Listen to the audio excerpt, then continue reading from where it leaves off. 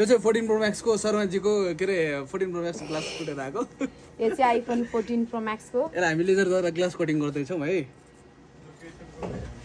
लेजरद्वारा glass cutting गर्दैछ iPhone 14 pro max अहिलेको अब यो के अरे 14 12 13 सिरिज भन्दा माथि 17 प्रो मैक्ससम्म तपाईँको एकदम सेफेस्ट तरिकाले हुन्छ लेजरद्वारा ग्लास काटिन्छ हजुर